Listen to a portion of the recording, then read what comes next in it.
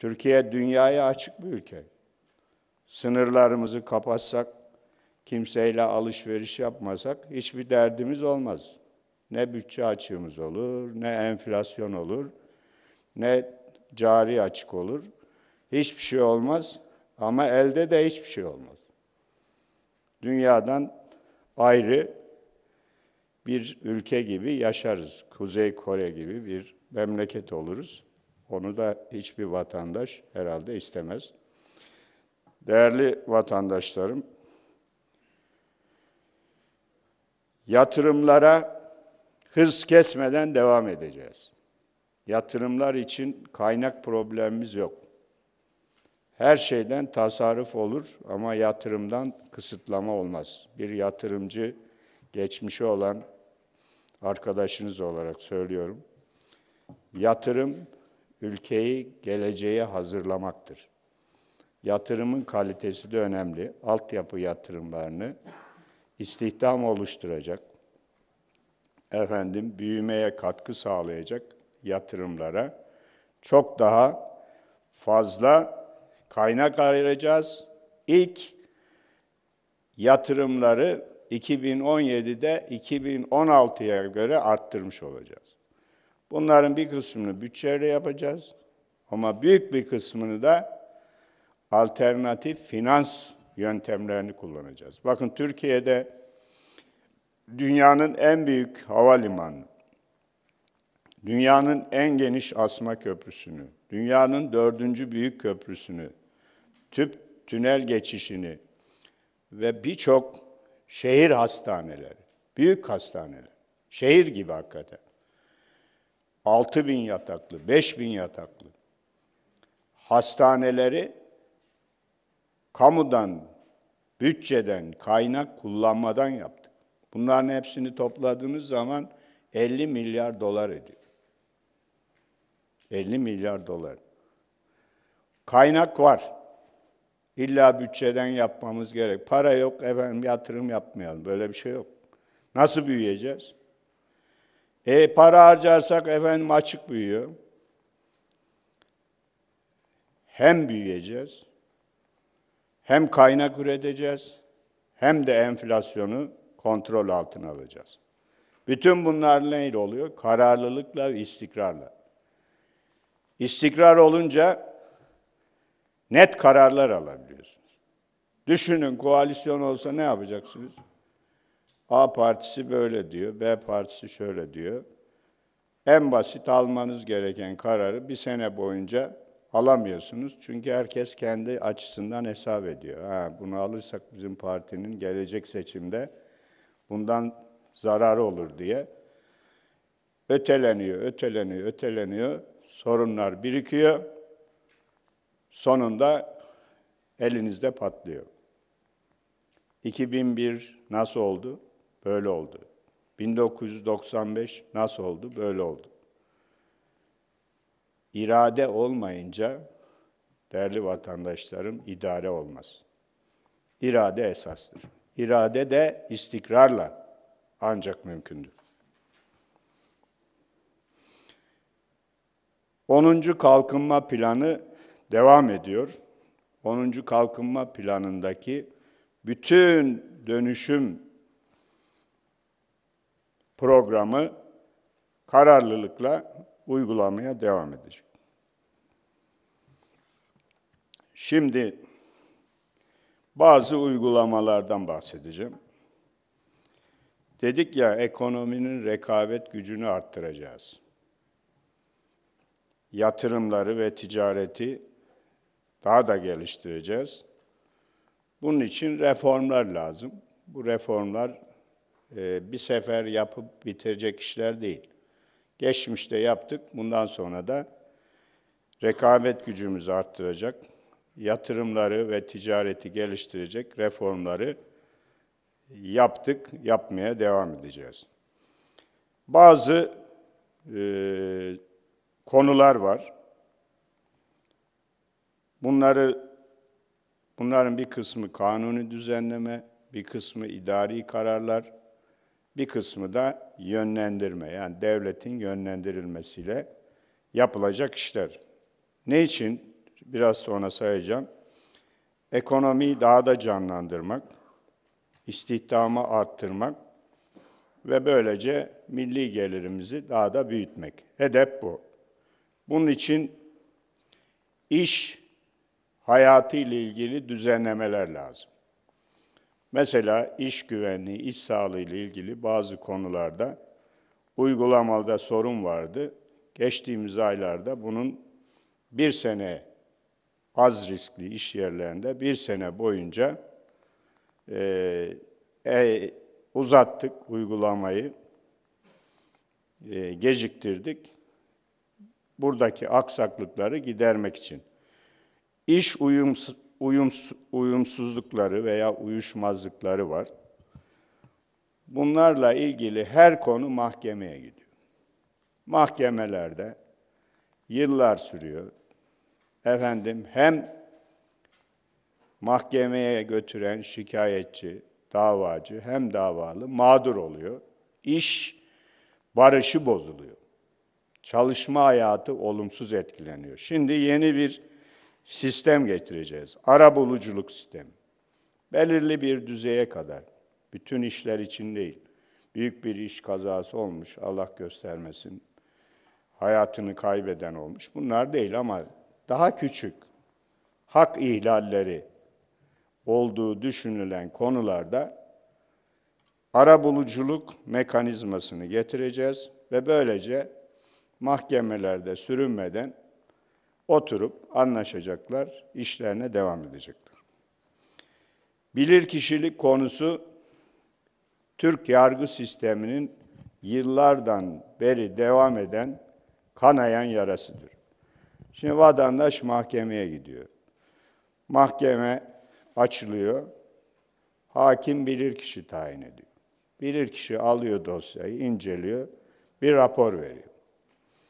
Karşı taraf buna itiraz ediyor. Bilirkişi taraflıdır, yanlıştır filan diye. Bu sefer bir bilirkişi daha tayin ediyor. O da bir rapor hazırlıyor, getiriyor. Bu sefer belki tekrar harekete geçiyor. Bu rapor olmaz diyor. Üçüncü bir bilirkişiye gidiyor. Üçüncü bilirkişi de rapor getiriyor. Bu da ikisi birden reddediyor. Dördüncü bilirkişiye gidiyor. 10 yıl geçiyor. Bilirkişiler geliyor, gidiyor. Herkes işini görüyor. Fatura büyüyor. Dava sonuçlanmıyor. Sadece bilirkişiye emanet edilmiş bir yargı sistemiyle biz bir yere varamayız. Bilirkişi ana unsur değil, yargılamada bir destek unsuru olarak düşünülecek ve buna göre kanun zaten meclisteki kanun geçecek. Böylece yargılamada ciddi bir hızlanma, yargılama süreleri kısalmış olacak. Benzer şekilde noterlik sistemini de Avrupa Birliği standartlarına uygun olarak yeniden düzenleyeceğiz.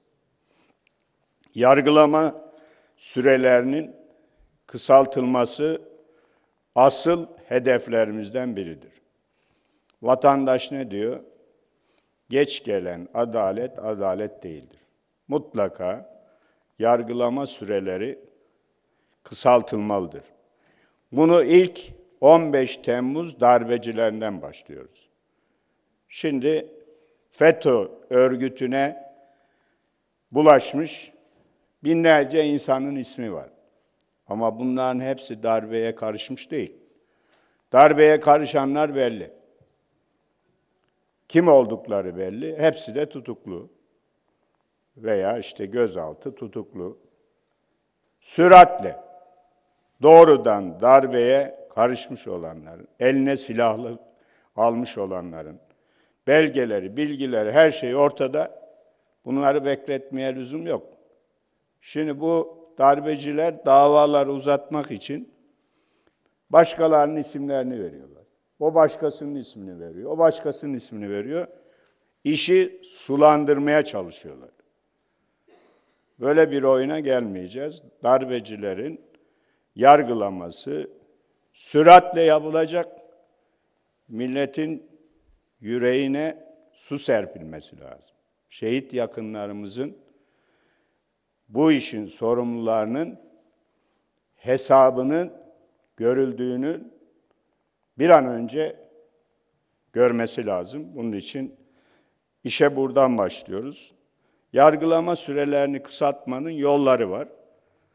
İhtisas mahkemeleri kurulacak. Uzlaşma mekanizması getiriyoruz. Yani mahkemeye gitmeden bir rekabette de olur ve diğer alanlarda da olur. Burada bazı konularda mahkemeye gitmeden bir sistem kurulacak.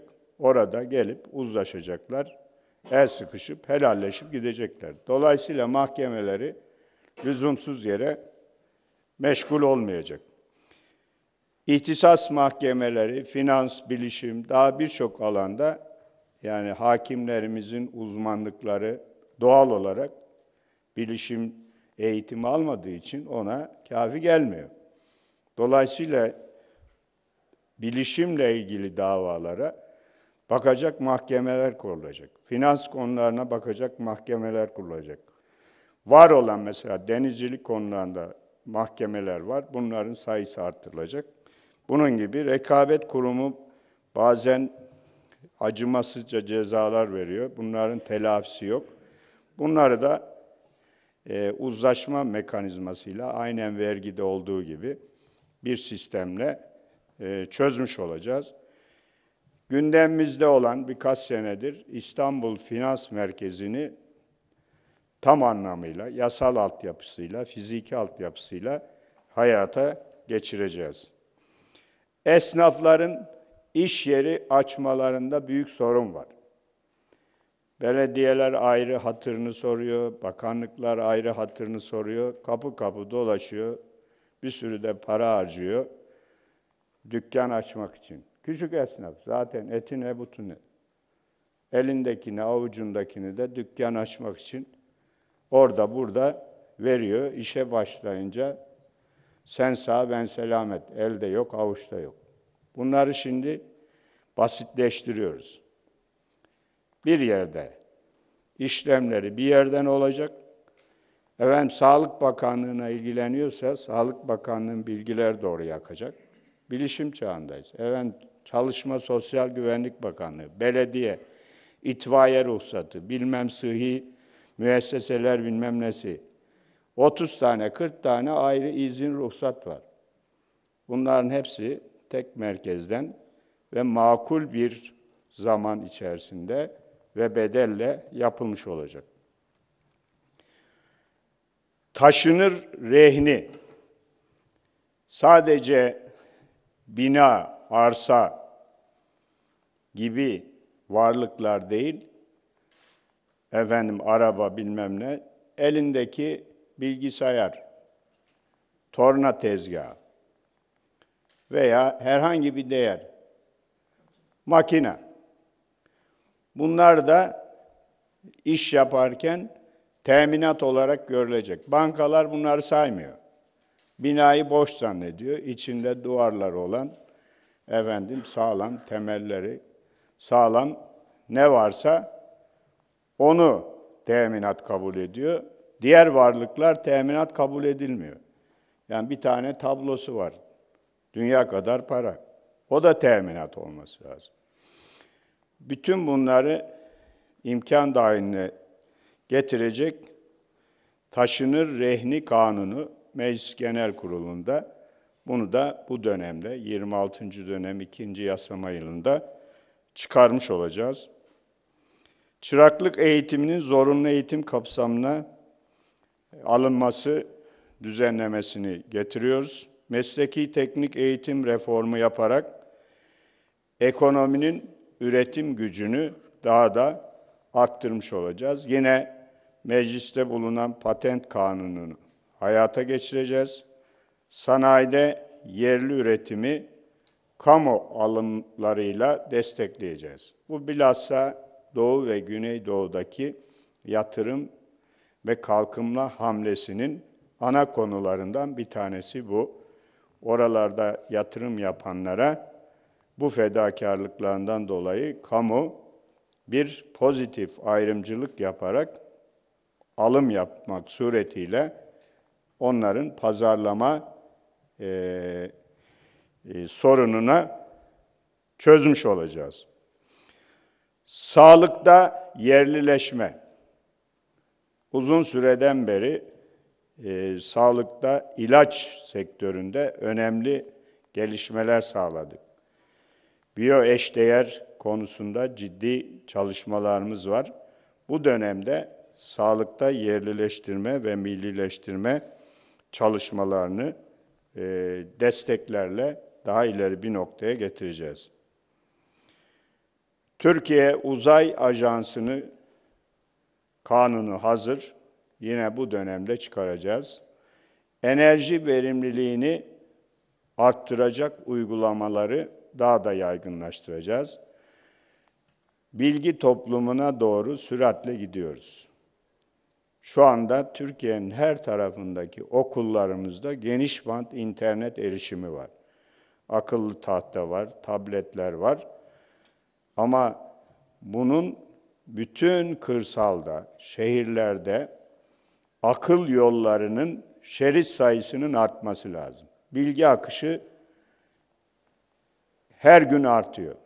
Şimdi bakın, büyük, çocuk, genç, ihtiyar herkesin elinde telefon tık tık tık tık tık tık sürekli bir şeyle meşgul. Ya mesaj gönderiyor ya araştırma yapıyor internetten. Bunun için de yol lazım. Yol sadece otomobillere, kamyonlara, otobüslere lazım değil. Onların yolunu genişlettik. Ama akıl yollarının şerit sayısı öyle 2 şeritle 5 şeritli olacak gibi değil. Binlerce şerit. Ne kadar geniş yaparsanız o kadar çok bilgi nakli oluyor. Bilgi güç demektir. Bilgi demek bir adım öne geçmek. Hiç bilenle bilmeyen biri olur mu? Hatırlayalım. Bilgi çok önemli. Bilgi toplumu olma yönünde geniş bant altyapısını geliştireceğiz. Benim bir lafım var. Ulaşımda hız felakettir, bilişimde hız berekettir. Hızın bereket olması için geniş bant dediğimiz akıl yollarının genişletilmesi lazım, daha da arttırılması lazım. Başka neler var? Liste uzun gidiyor. Uzun vadeli büyümenin esası olan insana yatırımdır. Bunun için de 2019'a kadar ikili öğretime son vereceğiz. Yani tekli öğretim olacak. Öğrencilere kötü haber. Yarım gün okuyacaklardı, tam gün okuyacaklar. Ama daha çok şey öğrenecekler. Daha fazla hayata hazır hale gelecekler. Dolayısıyla ikili öğretim artık 2019 yılı sonuna kadar tarihe karışmış olacak. Okul öncesi eğitim şu anda zorunlu değil. Ama ciddi bir orana ulaştık. %50'leri geçti. Önümüzdeki bu dönem içerisinde okul öncesi eğitimi zorunlu hale getireceğiz. Bir daha önemli bir şey söyleyeceğim. Türkiye'de millet zannediyor ki Türkiye'de yabancı dil bilme oranı yüksek. Hiç de öyle değil. Yani biz yıllardan beri işte yabancı dil bilmem ne Avrupa Birliği şu bu. Fakat yabancı dil bilme oranımız kıyasladığımız civar ülkelere göre maalesef istediğimiz düzeyde değil. Onun için 4-4-4 sisteminin ilk 4'ten sonraki 5. yılı yabancı dil eğitimi mecburi hale gelecek. Önceden mecburi değil, yine olacak ama o yıl yabancı dil 5. sınıflarda mecbur hale gelecek.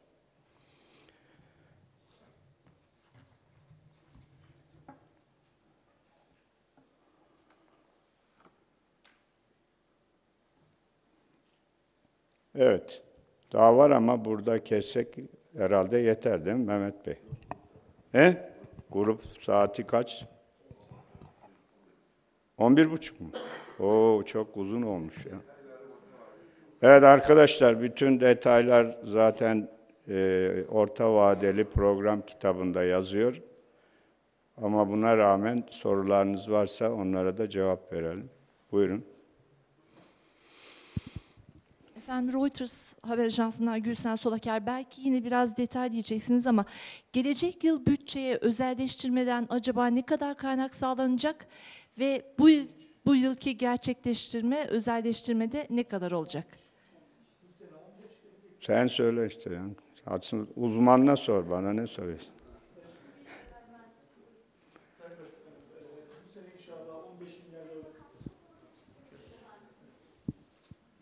Bu sene inşallah yıl sonu itibariyle 15 milyar lira özelleştirme geliri gerçekleştirmeyi hedefliyoruz. Gelecek sene ise bütçemizde inşallah 13 milyar lira özelleştirme geliri hedefimiz var. Evet, buyurun.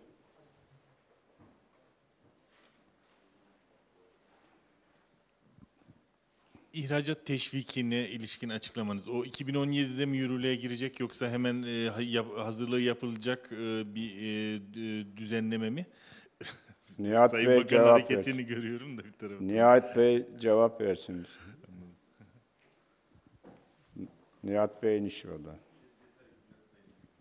Sayın Başbakan, zaten bu sene yeni ihracat desteklerimiz ve teşviklerimiz var. Sayın Başbakanımızın bahsettiği 2016 yılına göre 2017 yılında yapmış olacağımız artış kadarki bölümünde ek ilave bir ihracat desteğimiz ve ihracat destek primimiz olacak. Evet.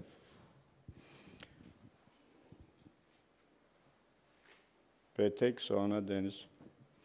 Sayın Başbakanım, herkes merakla bekliyor. Orta vadeli programı açıkladınız ama son olarak Çalışma Bakanı'na sormuştuk aynı soruyu. Emekli promosyonu konusunda son noktayı sizin koyacağınızı söylemişti. O son nokta ne zaman açıklanacak? Teşekkür ederim. Evet. Ona da Çalışma Sosyal Güvenlik Bakanımız bir açıklama getirsin. Bol bol açıklıyordu. Sayın Başbakanım, bu konuda önceki bakanımız Süleyman Soylu Bey belirli bir çalışmayı bir noktaya getirmiş. Geçtiğimiz hafta biz de Kamu Bankaları ve Bankalar Birliği Başkanı'yla bir araya geldik. Son değerlendirmeyi inşallah sizinle yapacağız. Evet. Deniz, arkadaşlar vakit doldu. Grupta bekliyorlar. Sayın Başbakanım, kusura bakmayın, eski alışkanlık. Bütçe açığını önümüzdeki yıl için bilinçli olarak artıracağını söylediniz. Bu önümüzdeki yıl için yatırımlara bütçeden ayrılacak kaynakla ilgili bir şey mi olacak? Bir de mali disiplin kapsamında kamu harcamaları alanında ne gibi tasarruf tedbirleri olacak? Bina ve araçlarla ilgili özellikle. Güzel. Bina ve araçları ben söyleyeyim. Bir kere kamu olarak tasarrufta örnek olacağız. Önce kendimizden başlayacağız. Araç alımına, yeni bina alınmasına, kiralanmasına, yapılmasına mecburiyet olmadıktan sonra izin vermeyeceğiz. Gereksiz dış seyahatleri sınırlandıracağız. Daha birçok tedbirler var. Personel alımında asgari düzeyde, işte güvenlik, eğitim dışında fazla bir personel alımı düşünmüyoruz. Dolayısıyla buradan tasarrufu devletten başlatacağız. Sonra vatandaşa yüzümüz olsun. Önce biz yapalım, sonra da vatandaşa dönelim, diyelim ki ya biz yapıyoruz, siz de katkı sağlayın diyebilelim. Diğer konu bütçe açığı, sen mi söyledin? Maliye ilgilenmiyor bütçe açığıyla. Sayın Başbakanım, 1.9'a çıkmasının temel nedeni yatırımlarımızdaki önemli artış. 2017 yılı için. Tamam. 2016 başlangıç ödeneğine baktığımızda yatırımların gayri safi yurt içi hasıla içindeki payı 2,3 idi. Biz 2017 yılında 2,8'e çıkarıyoruz. Yaklaşık 67 milyar liralık sermaye giderlerimiz var. 11 milyar lira civarında da sermaye transferi söz konusu. Evet, Naci Bey anlaştınız değil mi bu açık konusunda? Senin söyleyeceğin bir şey var mı? 2017 bütçe açığı %1,9. Rütübe yatırımlara, o açık yatırımları arttırıyoruz, onun için geliyor. Şimdi Sayın Başbakanım, sizin açıklamış olduğunuz 22 ilde kapsamlı bir yatırım hamlesi başlatıyoruz. Dolayısıyla 2017 yılında yatırım harcamalarımızı başta bu nedenle önemli ölçüde artırıyoruz. Evet. Diğer taraftan 2017 yılında bütçemizin hem gelir tarafında hem de harcama tarafında önemli kararlar alıyoruz. Ve bütçe açığını bu sayede %2'nin altında tutmayı sürdüreceğiz. Evet. Yani her şey bilinerek yapılan şeylerdir. Hiçbir şey gelişi güzel olmuyor. Buyurun arkadaşlar, son var mı başka? Buyurun. Sonra da sen kapatıyoruz dükkanı. Çimen Çetin, Habertürk Televizyonu. Efendim, eğitimle ilgili önemli bir açıklamada bulundunuz. Ben onu birazcık daha açmanızı isteyeceğim. Tek tip eğitim olarak. Tek tip değil. Yani tek tedrisat. Tek tip deyince başka şey anlaşılabilir. Yani tam gün. Tam zamanlı eğitim. Yani öğrenciler, sabahçılar diye bir şey vardı ya, öğlenci misin, sabahçı mısın? Hem sabahçıyım hem öğlenciyim. Yani öğlenleyin orada okulda olacaklar, yemeklerini yiyip, aynen çalışanlar gibi. Nasıl işe gidiyorsun, sabah, akşam geliyorsun. Okula da sabah gidip akşam geleceksin. Başka var mı? Buyurun. Sayın Başbakanım, birçok göstergedeki ekonomik hedefleri verdiğiniz tabloda da paylaşıldı ama özellikle işsizlik konusunda önümüzdeki 3 yıla dair hedefler ne olacak ve ne kadarlık bir yeni istihdam hedefimiz var 3 yılda? Bir de dış ticaret konusunda ihracat, ithalat rakamlarını paylaşırsanız sevinirim. Teşekkürler. Ekrana getirsinler de. Nurettin Bey, sen şu kitap olarak vereceğiz. Nurettin Bey, sen de bir şey söyle. En son sözü de Mehmet Bey'e verelim. Dükkanı kapatalım. Uluslararası değerlendirmeyi de Mehmet Bey yapsın.